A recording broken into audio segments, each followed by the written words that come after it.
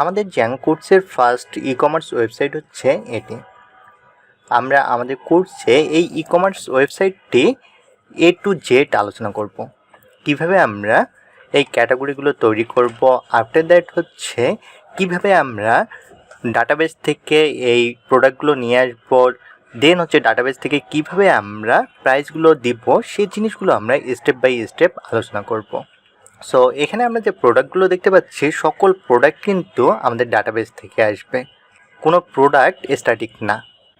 আমরা যদি এখানে একটি কাজ করি, প্রোডাক্টটিতে ক্লিক করলাম, প্রোডাক্টটিতে ক্লিক করলে আমাকে শো করবে প্রোডাক্ট সম্পর্কে ডিটেলস, আফটার দ্যাট আমার প্রিভিয়াস প্রাইস এবং ডিসকাউন্টেড প্রাইস।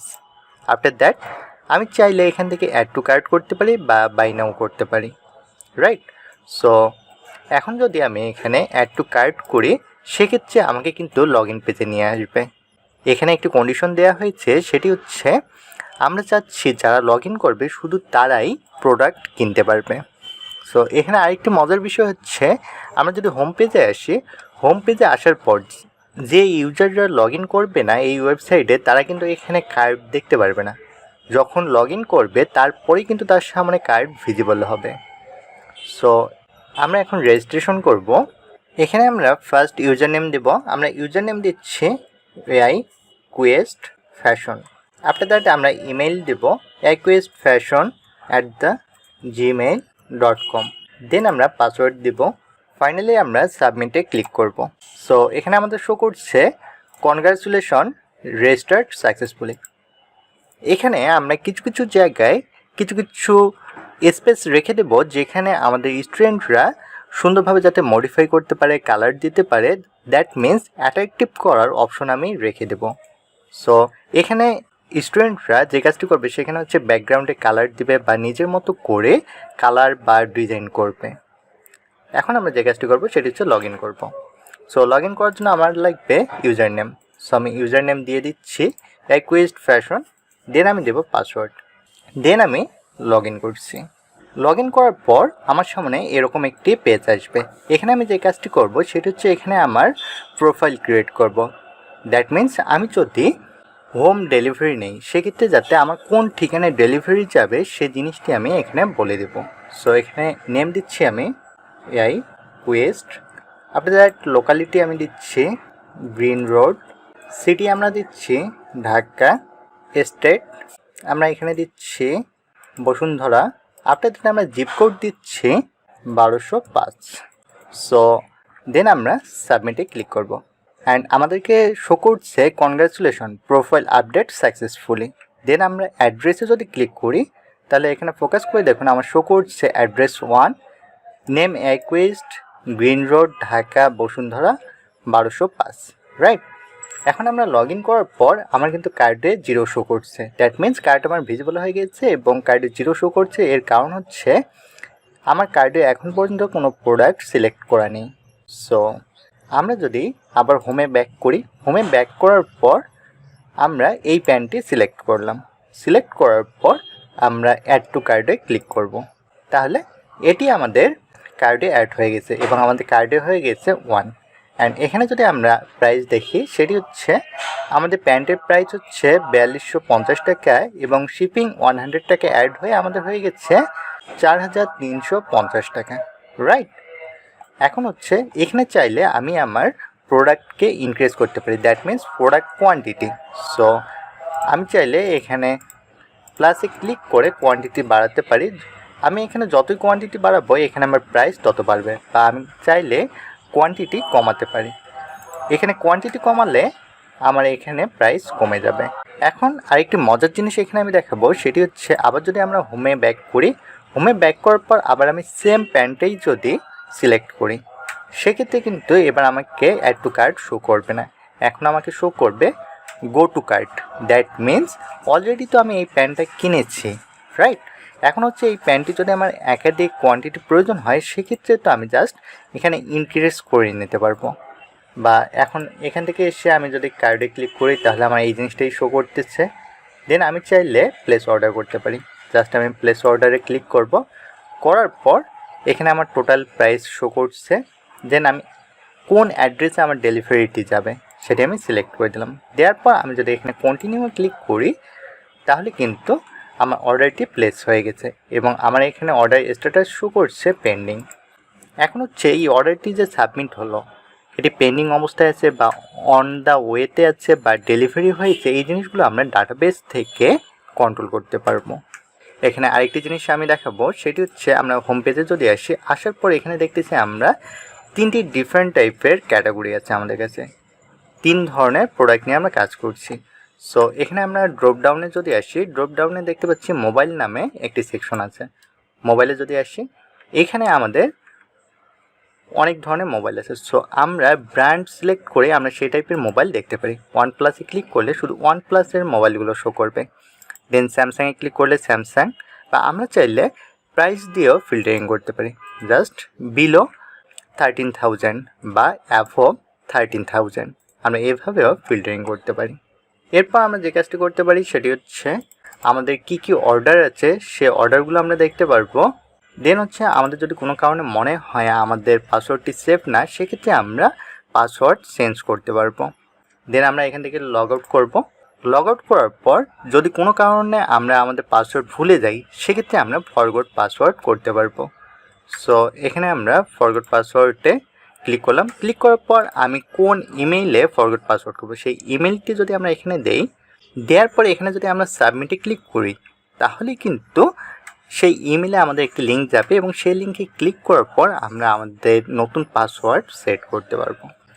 সো ইনশাল্লাহ এই প্রজেক্টটিতে আমি স্টেপ বাই স্টেপ আপনাদেরকে দেখাই দেব কিভাবে ডিজাইন করতে হয়।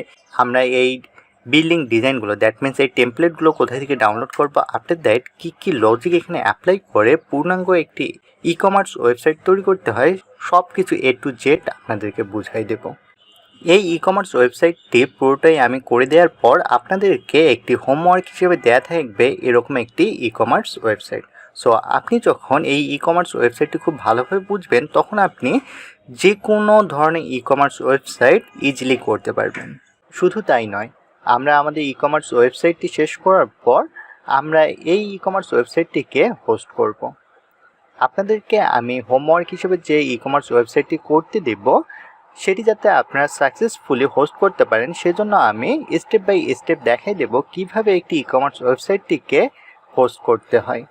আপনারা যখন সাকসেসফুলি আপনাদের হোমওয়ার্ককৃত ওয়েবসাইটটি হোস্ট করতে পারবেন, তখন আপনারা সেই লিঙ্কটি আপনাদের সিভিতে অ্যাড করতে পারবেন। দ্যাট মিনস ই কমার্স ওয়েবসাইটের লিঙ্কটি সিভিতে অ্যাড করতে পারবেন। আমরা যেমন আমাদের এই ই কমার্স ওয়েবসাইটটিকে হোস্ট করেছি iQuestFashion.pythonanywhere.com-এ। সো যে কেউ যদি iQuestFashion.pythonanywhere.com লিখে সার্চ দেয়, সেক্ষেত্রে কিন্তু ইজিলি আমাদের এই ওয়েবসাইটটি দেখতে পারবে। ঠিক তেমনই আপনারা তো কষ্ট করে যেহেতু ই কমার্স ওয়েবসাইটটি করছেন, সে কারণে আপনারা ই কমার্স ওয়েবসাইটটি করার পর এরকম করে হোস্ট করবেন। আফটার দ্যাট আপনি আপনার সিভি বা যে কারোর সাথে আপনার ই কমার্স ওয়েবসাইটটি শেয়ার করতে পারেন। সো আমাদের এই ই কমার্স ওয়েবসাইটটি অনেক বেশি ইন্টারেস্টিং হতে যাচ্ছে, আর ইনশাল্লাহ আমরা সব কিছুই কভার করব। আমাদের সেকেন্ড প্রজেক্ট হচ্ছে হার্ট ডিজিজ প্রেডিকশন সিস্টেম। এই প্রজেক্টটি আমরা মূলত মেশিন লার্নিং বেসড করেছি। এই প্রজেক্টটি করার জন্য আমরা মেশিন লার্নিংয়ের পপুলার অ্যালগোরিদমগুলো ব্যবহার করেছি। প্রথমে আমরা একটি সার্টিফাইড ডাটাসেট কালেক্ট করেছি, যেখানে আমরা দেখতে পাচ্ছি বিভিন্ন এজের কিছু ফিমেল এবং মেল আছে, যাদের ফিজিক্যাল কন্ডিশন অ্যানালাইজ করা হয়েছে বা তাদের শারীরিক কন্ডিশন কীরকম সেই ডাটাগুলো কালেক্ট করা হচ্ছে। এই ডাটাসেটটিতে আমরা দেখতে পারি 55% মেল আছে এবং 45% ফিমেল আছে। ডাটাসেটটিতে বলা আছে একজন 63 বছর বয়সী পুরুষ ব্যক্তির যদি থ্যালাসেমিয়া থাকে এবং থ্যালাসেমিয়ার রেট যদি 1 হয়, এরপর তার কোলেস্টেরল যদি 233, আফটার দ্যাট চেস্ট পেইন যদি 3 থাকে, দ্যাট মিন্স এই সিনড্রোমগুলো যদি থাকে তাহলে তার হার্ট ডিজিজ থাকবে। আফটার দ্যাট আমরা যদি নিচে আসি, নিচে আসার পর যদি আমরা আরেকটি ডাটা দেখি, সেটি হচ্ছে আমরা একজন ফিমেলের দেখি। এটি হচ্ছে ফিমেলের ডাটা। দ্যাট মিন্স 1 মানে হচ্ছে মেল এবং 0 মানে হচ্ছে ফিমেল। 61 এজে একজন মহিলার যদি চেস্ট পেইন 145 হয়, আফটার দ্যাট কোলেস্টেরল যদি 3 হয় এবং এই সিনড্রোমগুলো যদি থাকে, তাহলে তার হার্ট ডিজিজ হবে না।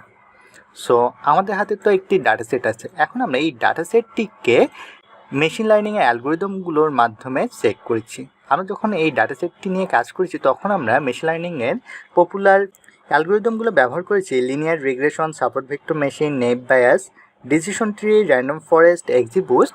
তখন কিন্তু আমরা সেম রেজাল্টই পেয়েছি।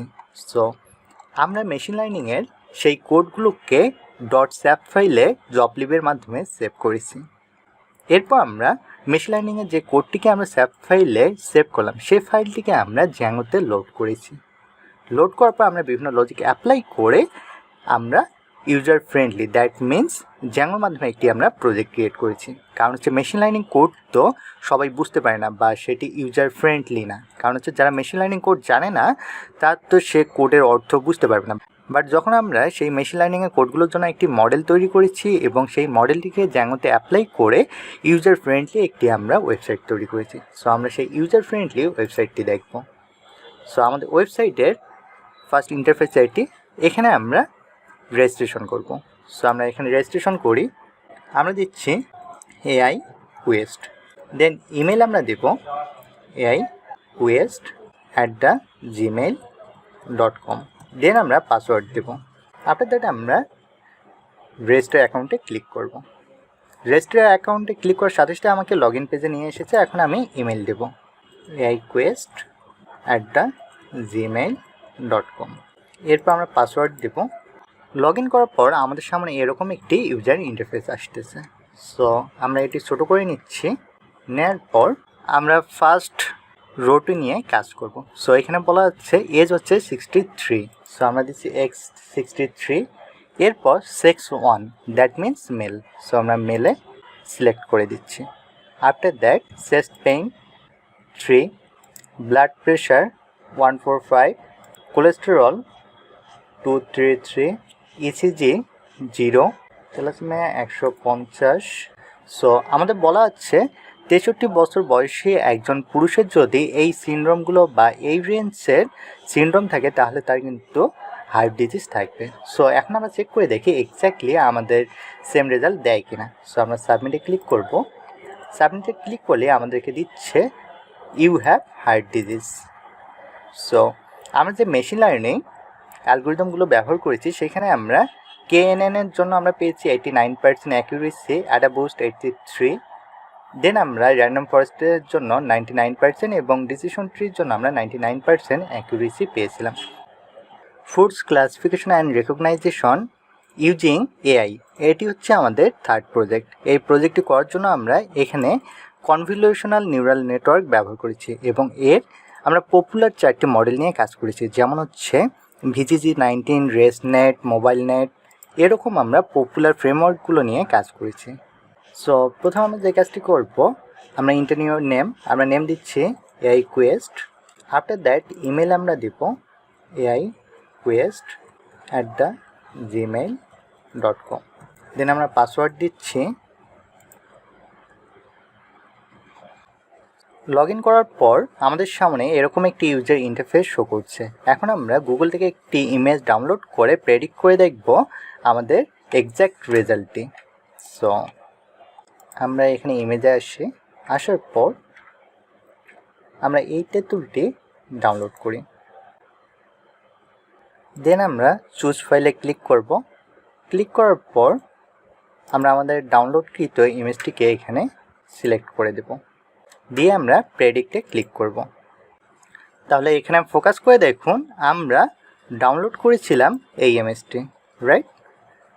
সো আমরা এই ইমেজটিকে যখন এখানে ইম্পোর্ট দিয়েছি তখন কিন্তু আমার VGG19 model, ResNet, mobile net এবং ইনসেপশন V3 আমাকে বলে দিচ্ছে এই ফলটি হচ্ছে তেঁতুল। সো আমরা এরকম বা এই প্রজেক্টটি আমরা আমাদের কোর্সে দেখব যে এই প্রজেক্টের জন্য deep learning, that means VGG19, ResNet, MobileNet, Inception V3-র জন্য কীভাবে কোড লিখতে হয়, আফটার দ্যাট সেই কোডটিকে কীভাবে স্যাপ ফাইলে কনভার্ট করতে হয়, দেন জ্যাঙ্গোতে কীভাবে লোড করতে হয় এবং কী কী কন্ডিশন অ্যাপ্লাই করার কারণে আমাকে এই ইমেজটিকে বলে দিচ্ছে এটি হচ্ছে তেঁতুল। সো এই সকল প্রসেসগুলো আমরা স্টেপ বাই স্টেপ আলোচনা করব।